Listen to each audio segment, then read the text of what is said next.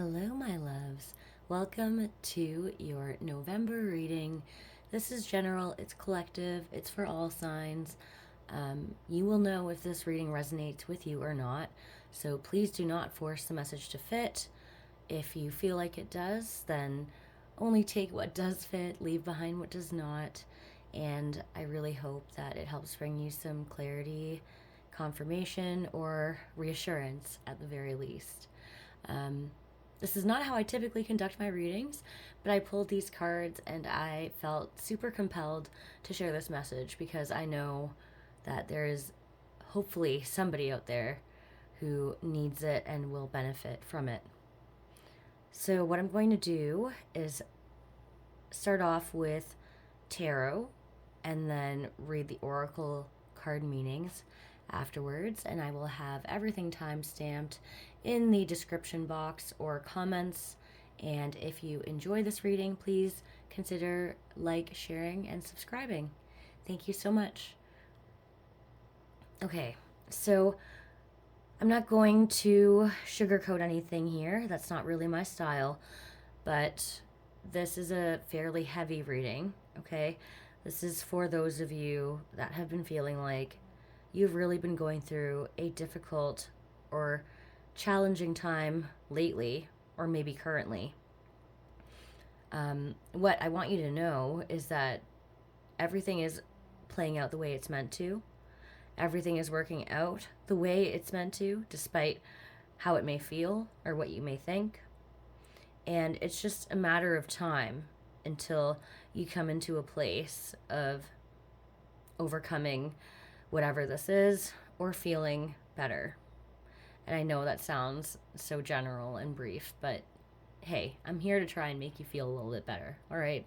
So, but that doesn't mean that we don't have to discuss the difficulties, trials, tribulations that we may have gone through, right? So if this is your reading with shame here in the tower, you may be feeling shameful because you might feel like your life is falling apart, to be quite frank. You might feel like you're lacking stability, a foundation, like things are in a state of chaos, and you're just having a hard time finding any grounding in anything. And you may feel a sense of shame because of that. You may feel like you haven't been able to pull yourself together, or like it's your fault. That's not true. I just want to say that. With suffering here and the Knight of Wands in reverse, the Knight of Wands indicates a lack of passion, drive, or determination due to, well, what is potentially shame and suffering. Shame will inevitably cause us to feel a sense of suffering, like we are not enough, or like everything is just falling apart, which will eventually, ebb and flow into our enthusiasm, our charisma for things. But in time, we come to acknowledge our higher self and make judgment calls based on the shame and suffering that we have been through. Okay? We evaluate and reflect upon those situations, and through very extensive and heavy and deep shadow work, we come to realize and have an epiphany about certain things in our lives, about situations, professional, personal, or platonic, where things were not reciprocal, mutual, or equal. Maybe times where we felt breadcrumbed, or times where we didn't even have enough left to give to our very own self. This is about magnifying every type of relationship in our life, really observing and analyzing, gaining perspective to see why we feel those senses of shame, why we've allowed ourselves to suffer, to suffer for so long. And then when we come into this judgment call, we then have this epiphany from our higher self, double higher self there, as you can see. Temperance in reverse, sometimes we lack the duality. Sometimes we lack moderation. Sometimes we lack patience to really give to ourselves the way that we need to nurture, to fill our own cups. sometimes we're so busy being empathetic, considerate, hypervigilant about those around us that we lack the respect for ourselves. And that in itself causes us to suffer and feel a sense of shame that may even be subconscious at times. We are acting through coping mechanisms, not through active decisions or choices, right? So that's where things really get muddy and murky. And that's where the judgment call in Epiphany is so, so important and so pivotal.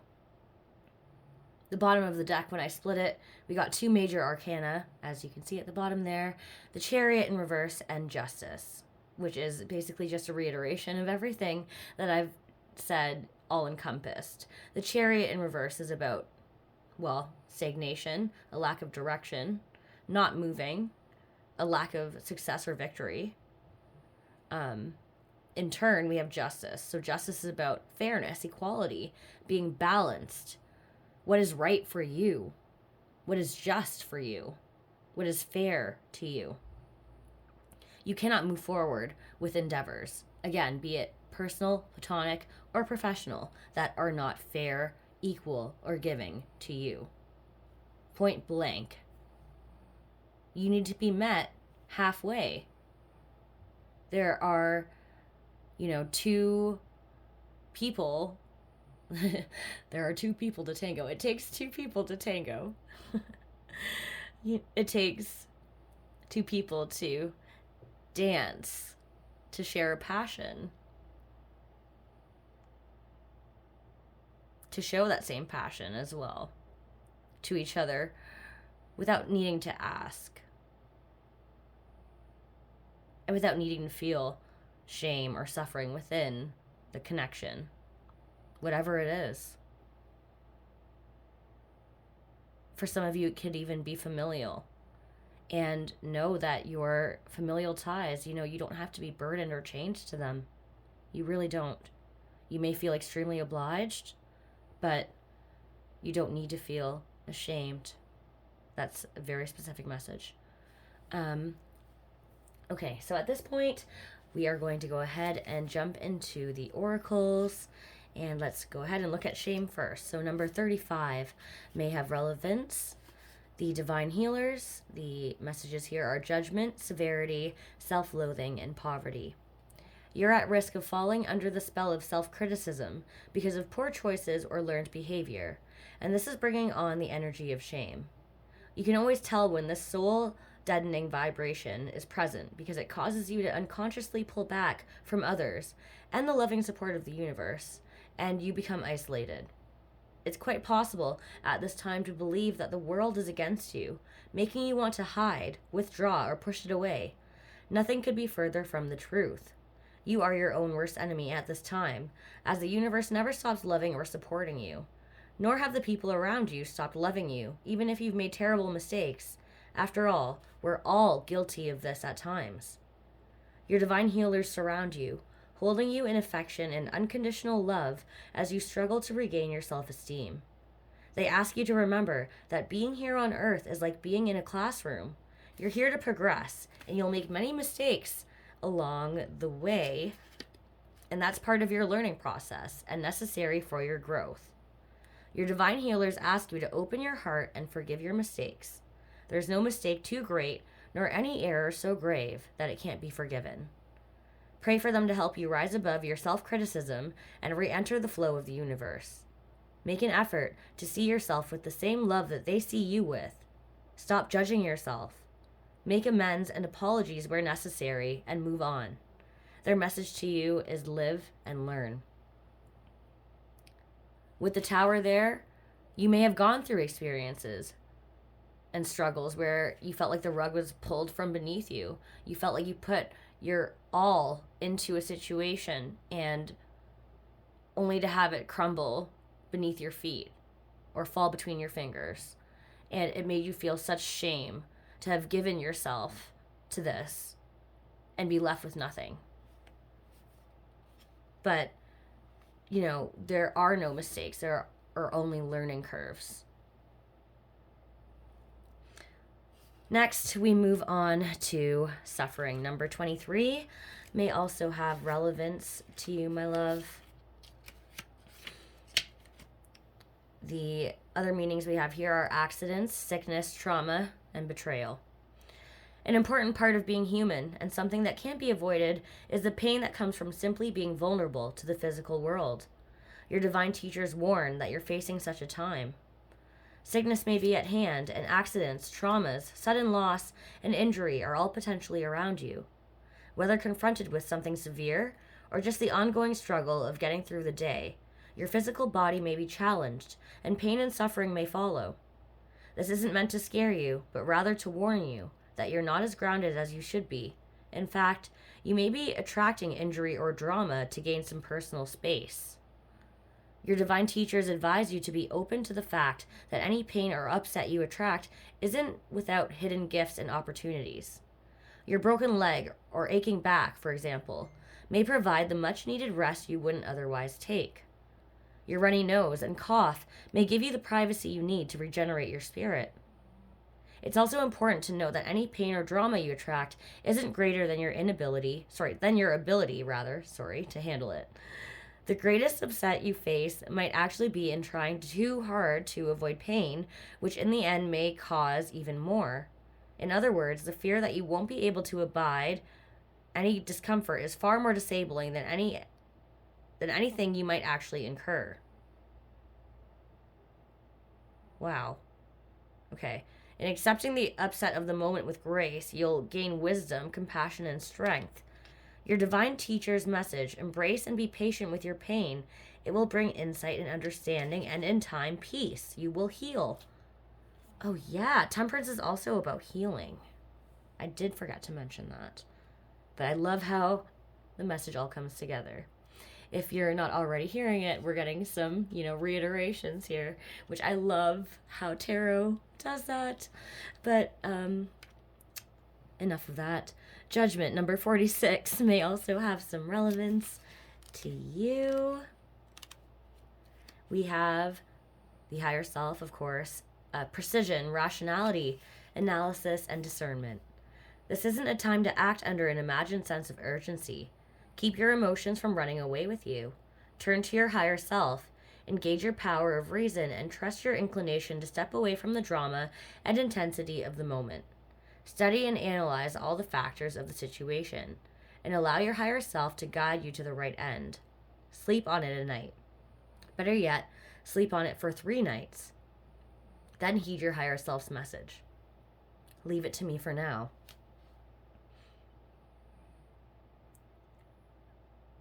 With the 6 of Pentacles here, now that I'm looking at the image, top right here, if you're following along, it looks like there are some people that may be playing the victim. Could be you, could be others that are surrounding you. And if that is the case, it's time to observe and take a, rational mindset, analyze this, have some discernment, some precise discernment in deciphering what you invest and commit to, which is kind of what I did say earlier, but making that judgment call. What is worth your time, energy, and effort, right? And then finally, we have Epiphany. This is probably going to be my favorite card. I can feel it. Number 18. Oh, that's my birthday. We have inspiration, breakthrough, revelation, and divine guidance. Congratulations. Oh, this is the end of the cycle once you've reached it. You're finally getting out of your head and connecting more directly with your soul. The flow of communication between you and your higher self is strengthening daily, allowing you to directly access your spirit guides, angels, and spirit teachers more readily. As your contact with your higher self deepens, answers will suddenly plop into your consciousness like gifts from above. Sorry, I just want to interrupt quickly and say I saw a reel on Instagram randomly. Not that that's a reliable source, but it was saying that the vast majority of us have an average of about 3 to 4 spirit guides, teachers, guardians, angels, etc. Some of us may have, up to 20 depending on how spiritually inclined intuitive you are, so on and so forth. But anyways, at least 3 to 4 protectors you have, so rest assured in knowing that. Anyways, your aha moments will appear with greater frequency, like light bulbs switching on in your head. Over and over, you'll find yourself in the right place at the right time. Under the influence of your higher self, you're steadily becoming more spontaneous, dancing in synchronistic flow with life, rather than swimming upstream against the current. Yeah, things are going to ease up and become less difficult. You're going to release the shame and suffering. Yes. Your higher self encourages you to unhesitatingly trust your vibes at all times. Surrender your ego to them and allow yourself to be gently led rather than yielding to old ways of figuring things out. You're being gifted with endless spiritual direction and a deeper understanding of your soul's journey. Remain in constant dialogue with your higher self and ask it to override your limited perceptions and keep you on your true path. Then go with the flow. Your higher self's message is, listen to me. I love that so much. I'm going to close this reading with something that I've said time and time again in my readings. If you're familiar with my readings and you've heard this before, if not, then I hope this message rings true to you. But your intuition is so strong, but it only comes in as a whisper. But that whisper is a statement. It's never a question. Never doubt yourself, okay? Always trust your gut, your heart, that instinct. You're always right. You're always protected, and you're so strong, and most of all, you are always loved. Thank you so much. Take care. Mwah.